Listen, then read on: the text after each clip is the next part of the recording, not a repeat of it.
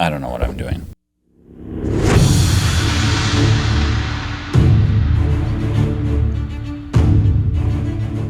Hey, I'm Ben. I'm Em. And here we are for another Boardvengers video. Actually, another Boardvengers video, more like our first Boardvengers video. So, a lot of pressure on us right now. We are fresh off the holiday break. That's true. I typically save up vacation for Christmas, New Year's time, and we this year tried to spend a lot of that time playing games. Way too much time probably playing games. No way. I don't think so. Anyway. I don't think we're allowed to drink at the same time during. Look, there aren't any rules for how this is supposed to work. I think there are. We are going to talk about our favorite games that we played over the holiday break. What an excellent idea. I have 3 games. You have? I have 3 games. Have we shared our games ahead of time? Somewhat. Some of them are like melding. That's a good thing. Right. All right. Who's first? You. Okay. So first up, I cheated a little bit. Typically, we try to cover date night stuff, but occasionally you have double dates, right? Mm-hmm. So we had a double date. We played a couple of games, but we ended the night with the new the crew mission Deep Sea. So this is the second time we've played with this couple, and I think we did better this time. We did better. Communication was better, but this game is so much fun because of that. It's so fun. Here's the thing about why I think this game deserves to be on this list. I was tired and dragging, I think, towards the end of the night. I didn't know. It was getting kind of late, so are we going to wrap it up? Or are we going to go home, or are we going to play a game?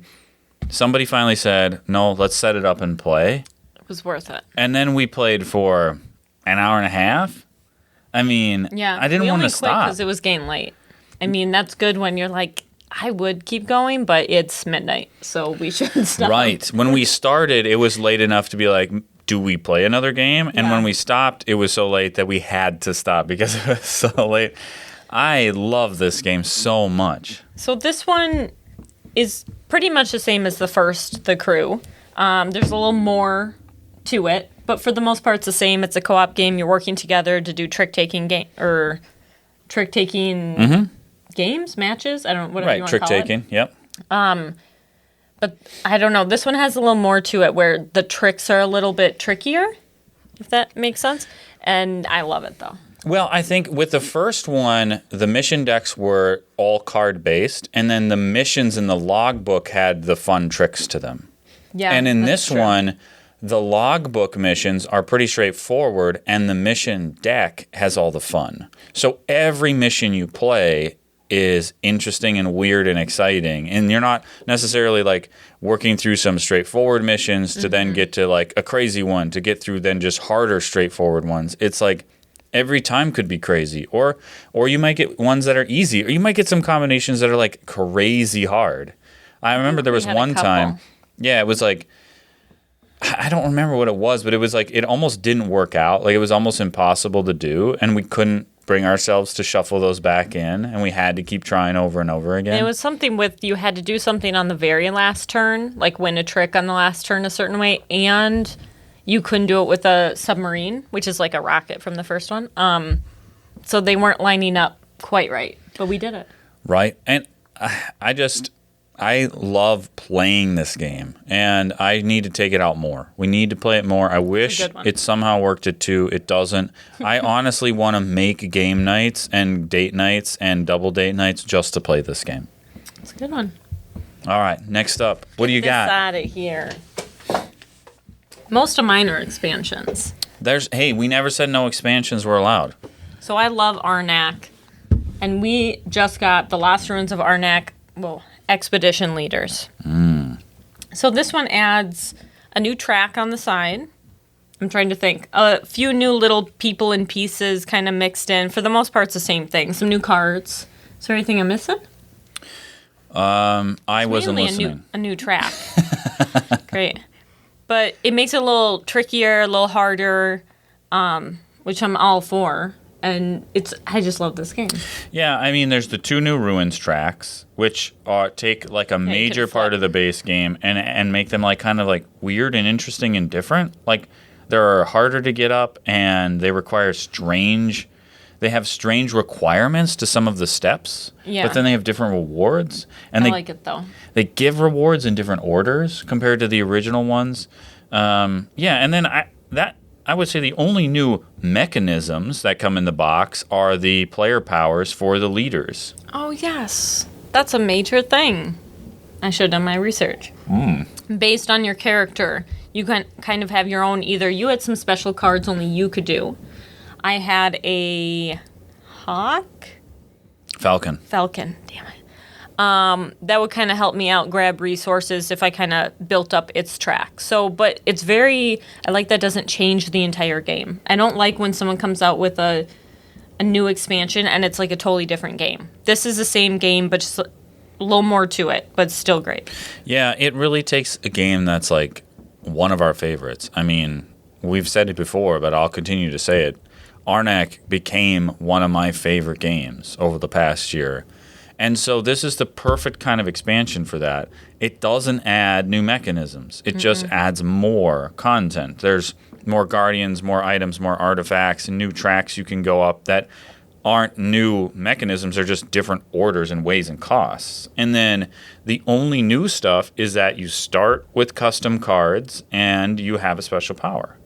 And it's like, that's my favorite kind of expansion. But you could definitely, like, you could go back to the regular. You could use certain tracks. There's so much variety, so that's what I like. Yeah, right? It's like each thing's a little module.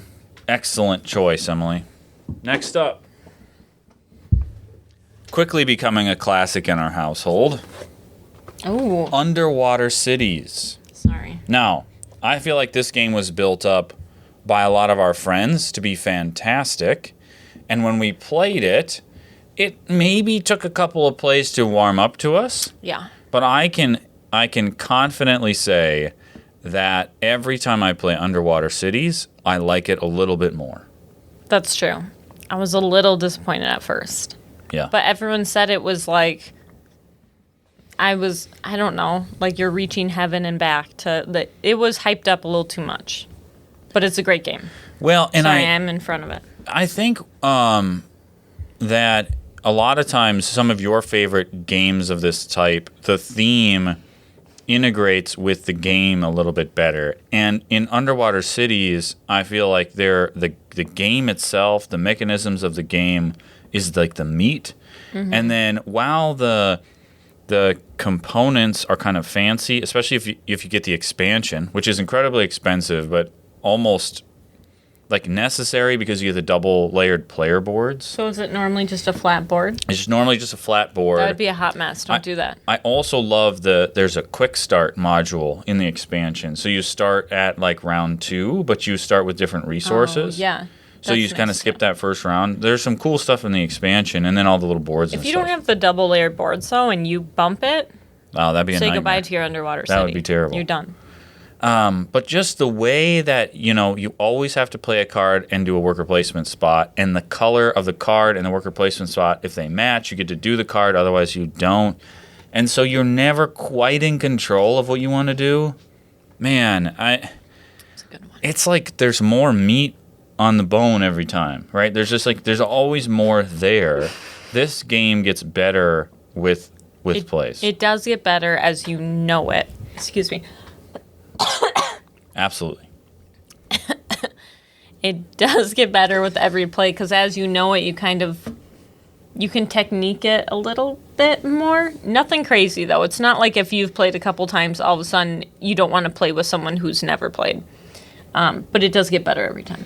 And it's one of those things where it's just running smoother when you know the rules, and all of a sudden you're like, you're really digging into it, and oh man, love this game.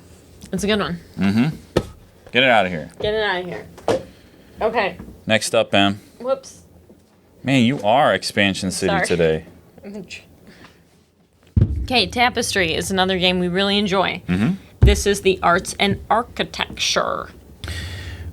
Tapestry works well at 2 players on the 2 and 3 player side of the board. The only thing that you lose, you would think you maybe lose a little competition over the map, and I don't think you do, because the last time we played, you really screwed me over on the map, like big time actually.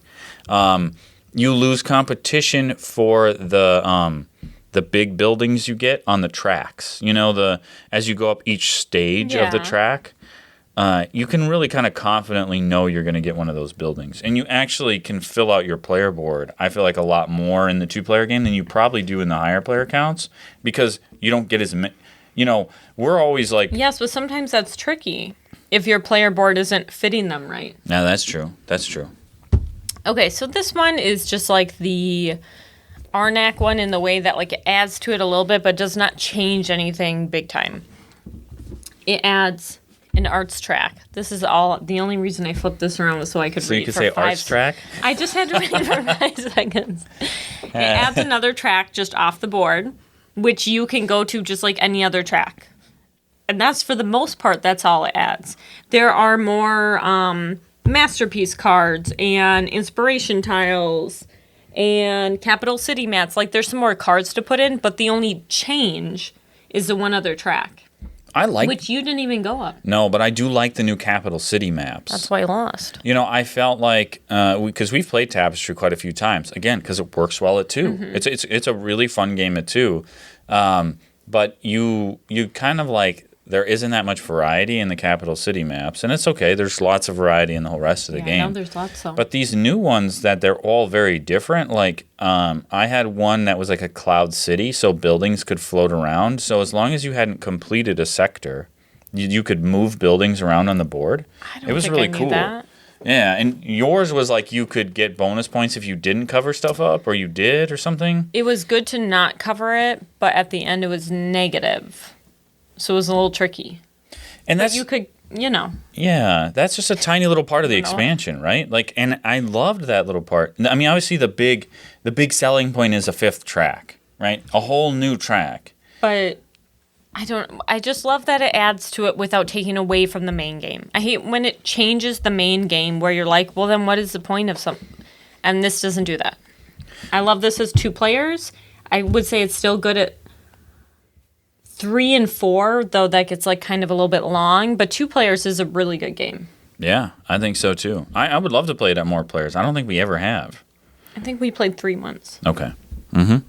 But good choice. I like this expansion. I think I like this expansion more than the first expansion for this game. And there's some little hints to other Stonemaier games in some of the buildings. Oh, that's true. That's kind of fun. All the little buildings are based on the other Stonemaier games. Yeah. All right. Last up for me. What do I have last? Oh.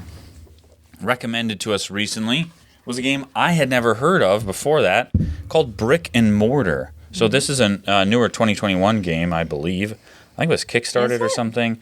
I ordered it straight from the publisher, and it showed up. This is a tiny... Now, this is just the box top, but this is a tiny box. It's very small, and it is packed to the brim. This thing is so crazy heavy and full of stuff.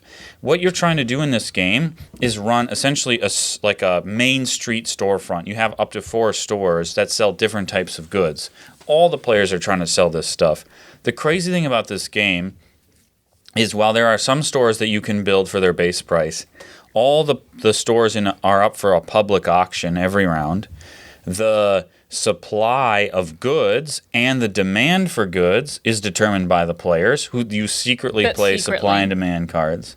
Then, if there is not enough supply for all the room in the stores, you have to bid with all the other players for what you're willing to pay for those supplies. Which is also a secret bid, and then you flip. And then when you go to sell, there may be not enough demand for all the supply. So now you have to also secretly bid against the other players for what you're going to sell all your stuff for.